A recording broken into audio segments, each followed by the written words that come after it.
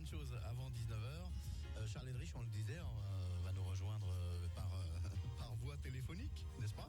Car il est sur des voies navigables. Voilà, on le retrouve pour son Tour de France à la rame qui touche à sa fin.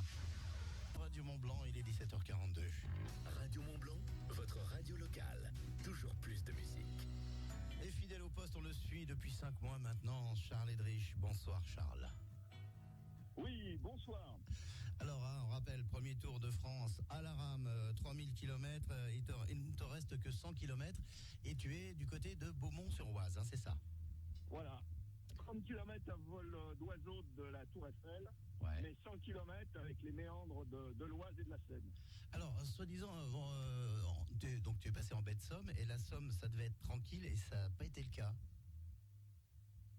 Enfin, j'avais pas trop regardé, on va dire, mais pour moi, la Somme, c'était, pas forcément très difficile avec beaucoup de courant. Ouais. Et en fait, beaucoup de courant, et ça a été sur 8 jours, la partie avec la tramontane sur le canal du Midi que j'avais de face, la plus difficile physiquement que j'ai eu à gérer, avec 2 ou 3 passages où le courant était tellement fort que ça passait à peine à la rame. Alors, et pour les derniers kilomètres, quels sont tes rendez-vous avant d'arriver à Paris?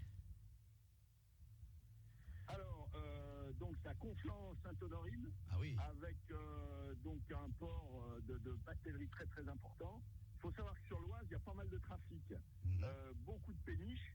Et d'ailleurs, il faut que je fasse très attention, pas forcément la nuit, parce que la nuit, à part entre les écluses, on ne peut pas circuler. Mais le matin jusqu'à 11h, depuis 2-3 jours, il y a un brouillard qui va couper au couteau. Et aujourd'hui, les péniches sont tellement silencieuses que je les vois à peine arriver. Donc je suis obligé de longer les bords jusqu'à ce que la brune se lève. Et donc c'est pas évident ces derniers kilomètres. Et donc tu es parti, on le rappelle, depuis le quai d'Austerlitz. Et là tu vas arriver près de la Tour Eiffel. Précisément sur le quai des Champs-Élysées, face à la Tour Eiffel, parce que c'est un quai que gèrent les voies navigables de France, donc un de mes partenaires.